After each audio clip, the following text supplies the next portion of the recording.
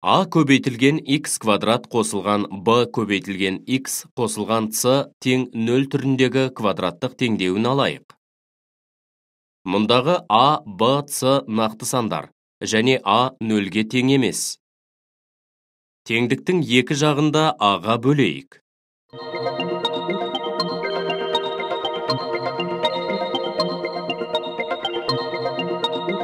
Алғашқы екі мүшені толық квадратқа дейін түрлендіріп, тұрақты мүшелерін теңдіктің оң жағына көшіріп, келесі теңдікті аламыз. Алгебралық өрнектің оң жағының алымы квадраттық теңдеудің дискриминанты болады, және дельта белгісімен белгіленеді. Квадрат теңдеуді қарастырайық.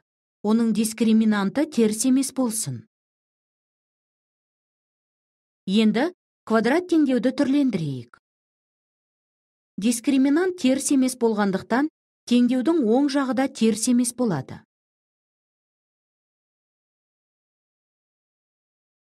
Берілген өрнек теріс емес болғандықтан біз квадрат теңдеуді сызықтық теңдеудің жұбы ретінде жазаламыз. Енді осы сызықтық теңдеулерді шешейік. Сонымен, квадрат теңдеудің шешімдері квадрат теңдеу түбірлерінің формуласымен табылады. Бірінші мысалға назар аударайық. Бұл жерде 2x квадрат плюс x минус 3 тең болады 0 теңдеуі берілген. Бұл жерде a неге тең, b неге тең, c неге тең екенін алдымен анықтап алайық.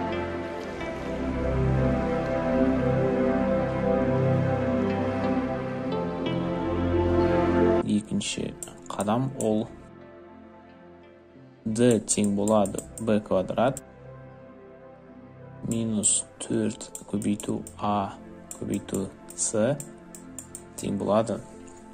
b ол бізде 1-ге тең, яғни b квадрат деген сол 1 көбейту 1 минус 4 көбейту a бізде 2-ге тең, ал c бізде минус 3-ге тең. Минус 3. Осы жерден шығатыны 1, 4 минус 4 көбейту минус 3 тең болады 12 плюс 12. Оған көбейтеміз мынау қалып қойған 2-ні, шығады 24 плюс 24 тең болады 25. Келесі үшінші қадам ол түбірлер табу. x1-ның формуласы минус b минус түбір асты d бөлінген 2 көбейтілген a.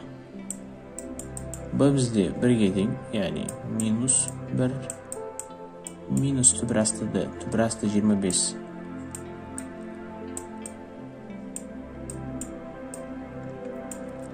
Бөлеміз 2 көбейту 2 минус 1 минус 5 бөлінген 4.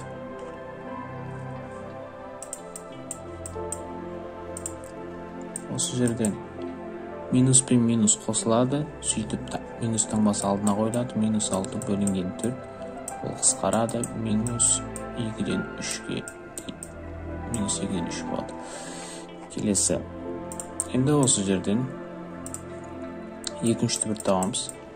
Екінші түбір минус b плюс түбір асты d бөлінген 2 көбейтілген a. Яғни минус 1 плюс 5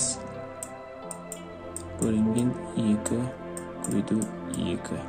Егерде екі санның таңбалары әртүрлі болатын болса, олар біріншіден азайтылады, екіншіден үлкен санның таңбасы қойылады. Үлкен сан бұл жерде 5, 5-дің таңбасы 10, сондықтан плюс 4 болады.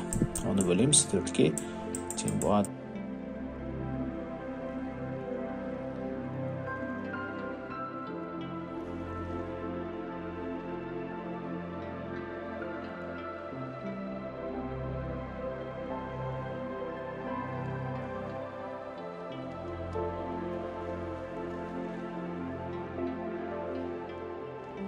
x квадрат минус x плюс 1 тең болады 0 теңдеуін шығарып көрейік. Ең алдымен бірінші қадам ол әрине а, б-ны анықтау. А тең болады 1, б тең болады минус 1, с тең болады плюс 1. Осыдан кейін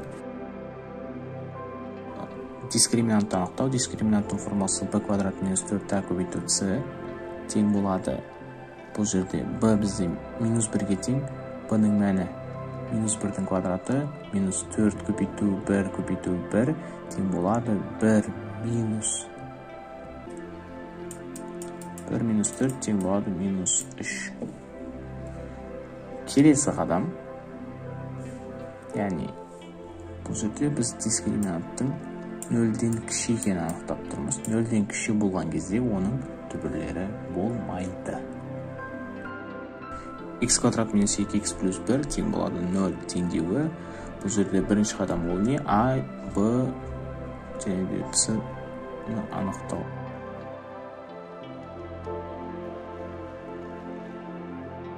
Екінші қадам ол дискриминантты анықтау. Дискриминанттың бірінші формуласын жаза аламыз. b квадрат минус 4ac. Бұл жерде b бізге нешеге b тең болады минус 2 минус 4 көбейтілген 1 бөлінген 1, яғни бұл жерден шығатын 4 минус 4 тең болады 0. Дискриминант 0-ге тең болған кезде біз не істейміз? Оның формуласы минус b бөлінген 2a тең болады минус b.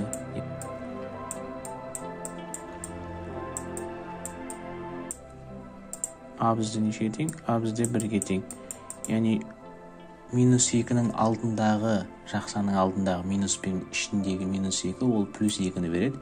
Плюс 2 бөлінген 2 тең болады 1.